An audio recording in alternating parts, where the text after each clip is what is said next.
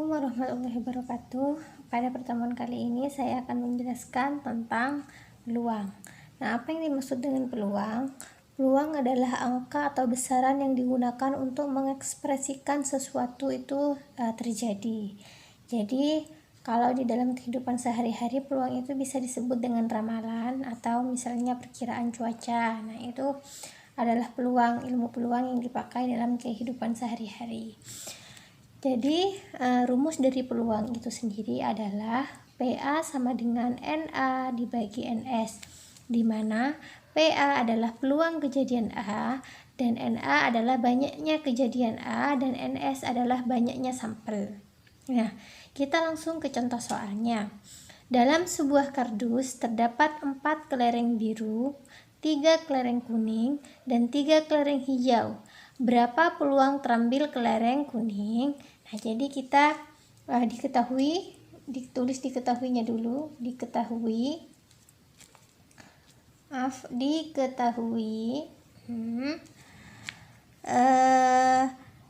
NA-nya banyak kejadian A. Banyak kejadian yang diharapkan yaitu kan terambil kelereng kuning. Kelereng kuning ada berapa? 3. Berarti kita masukkan langsung ke dalam rumus ya. PA sama dengan NA dibagi NS. Nah, di mana banyak kejadian A-nya adalah 3 kelereng kuning, ada 3. Sedangkan NS-nya banyaknya sampel, 4 ditambah 3, 7 ditambah 3 kelereng hijau jadi 10. Berarti 3/10. Nah, ini adalah hasilnya ya. Jadi hasil dari peluang itu tidak akan lebih dari 1.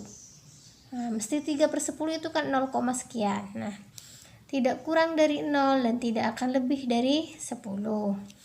Nah, itu jawaban dari contoh soalnya, sangat gampang sekali. Nah, kita lanjut ke selanjutnya yaitu frekuensi harapan. Nah, frekuensi harapan itu yaitu frekuensi dari peluang itu sendiri. Rumusnya adalah FA sama dengan PA dikali N, di mana FA adalah frekuensi harapan dan N adalah banyaknya percobaan. Kalau PA seperti yang tadi, peluang kejadian A, rumusnya sama, PA sama dengan NA kali NS. Jadi contoh, jika suatu dadu dilempar 27 kali, frekuensi harapan muncul mata dadu kurang dari 3 adalah jadi masukkan kit ini kan yang diketahui FA sama dengan PA. Kita cari PA-nya dulu ya. PA sama dengan NA dibagi NS. Nah, NA-nya berapa? NA itu kan banyaknya kejadian A. Frekuensi muncul mata dadu kurang dari 3. Kalau mata dadu kurang dari 3 berarti kan 1 sama 2 ya. 1 dan 2 berarti ada 2. Ada 2 angka. Terus banyaknya sampel dari dadu. Dadu itu kan ada 6 ya. 1, 2, 3, 4 berarti 2/6. Bisa kita sederhanakan jadi sepertiga. PA-nya sudah diketahuan. Tinggal kita cari FA-nya. FA sama dengan P dikali A PA maksudnya dikali N. Nah, sama dengan PA-nya sudah diketahui sepertiga. Banyaknya percobaan N berarti N-nya adalah 27 kali, berarti 27 sama dengan 27 dibagi 3 sama dengan 9. 9 dikali 1 sama dengan 9. Jadi ini adalah jawaban dari contoh soal dari frekuensi harapan. Paham ya? Kita lanjut ke selanjutnya yaitu peluang kejadian majmu'. Yang pertama ada kejadian saling lepas.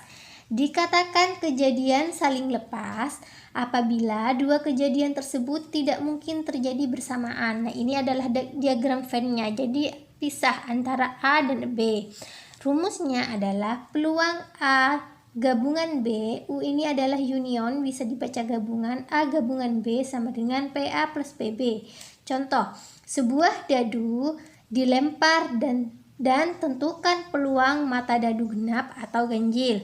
Jadi kita menyesuaikan. Nah, di sini kan yang diketahui genap ganjil, A-nya tinggal diubah ke genap, B-nya tinggal diubah ke ganjil ya. Jadi coba masukkan ke dalam rumus. P sama dengan P genap gabungan ganjil sama dengan P genap ditambah P ganjil. Nah, dimasukkan. P genap itu ada berapa? Kalau di dalam dadu ada 2, 4, 6, berarti ada 3. Kalau ganjil ada 1, ada 2, ada 3.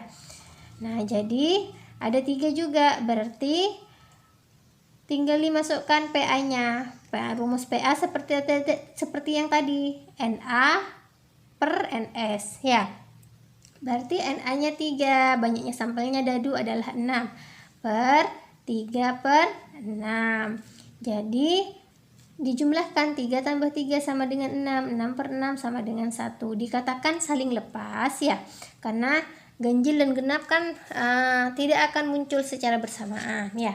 Jadi hasilnya adalah peluang munculnya mata dadu genap atau ganjil adalah 1. Nah, selanjutnya adalah kejadian tidak saling lepas. Dikatakan tidak saling lepas apabila dua kejadian dapat terjadi bersamaan. Nah, jadi ada yang sama irisannya, ada irisan di antara diagram Venn. Ini namanya diagram Venn. Kalau kalian sudah menerima mata kuliah matematika di bab himpunan. Nah, jadi rumusnya P peluang A gabungan B sama dengan peluang A ditambah peluang B dikurangi peluang A irisan dari B atau yang sama ya. Contoh, jika sebuah dadu dilempar, tentukan peluang munculnya mata dadu genap atau prima. Nah, tinggal kita masukkan ke rumus.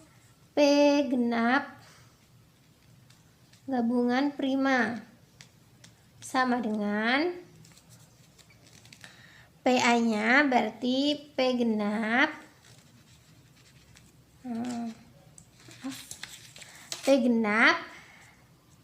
ditambah P prima dikurangi P genap irisan prima. Nah, kita tentukan dulu. Genap di dalam dadu itu kan ada 2, 4, dan 6. Sedangkan prima di dadu ada 1, 3, 5. Ada 3 juga kan. Nah, sedangkan irisannya angka yang sama di dalam genap dan prima ada berapa? Maaf, ini 2 ya. Ada berapa? Ada 2 ya, yang sama ya, berarti 2. Berarti jumlahnya ada 1. Tinggal masukkan ke rumus PA itu. NA-nya sama di genap ada 3, NS-nya adalah 6. Jumlah sampelnya ditambah primanya jumlahnya 3, sampelnya juga 6. Dadu itu kan ada 6. Dikurangi irisan atau angka yang sama antara genap dan prima, jumlahnya ada 1 dari 6.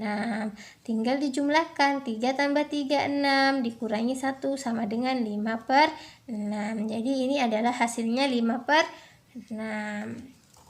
Gampang kan ya? Nah, kita lanjut ke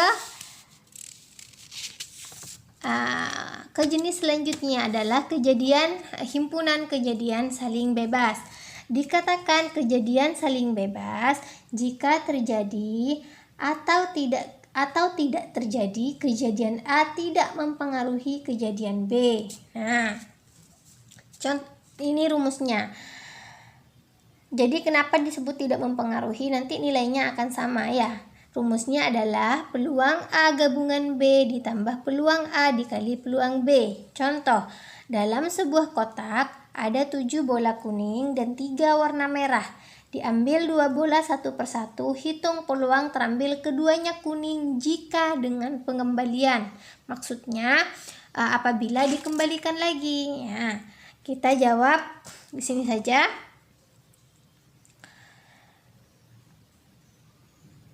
Di dalam kotak kan ada 7 ya. Berarti untuk pengambilan yang pertama, P kuning. Nah, mau mengharapkan kuning yang muncul. Jadi P kuningnya ada berapa? Ada 7. Dari sampelnya ada berapa? Sampelnya ada 10. 7 tambah 3 kan 10 ya, per 10. Nah, terus untuk pengambilan yang kedua, dia maunya kuning lagi ya, P kuning. Nah, kan tadi sudah diambil di pengambilan ke-1, cuma dikembalikan kan dengan pengembalian. Jadi dikembalikan. Kuningnya ada 7, diambil 1, terus dikembalikan lagi, tetap 7 ya, per jumlahnya sampelnya 7 per tambah 3 tambah 10. Nah, PA dan PB sudah ketemu, tinggal kita masukkan ke dalam rumus PA kali PB. Nah, ini PA-nya ya. Ini PA, yang ini PB. Nah, tinggal dimasukkan ke dalam rumus P peluang A dikali peluang B sama dengan 7 per 10 dikali 7 per 10 sama dengan 7 kali 7 49, 10 kali 10 sama dengan 100. Jadi hasilnya adalah 49 dibagi per 100 maksudnya ya. Paham sampai sini? Kita lanjut ke selanjutnya. Kejadian tidak saling bebas.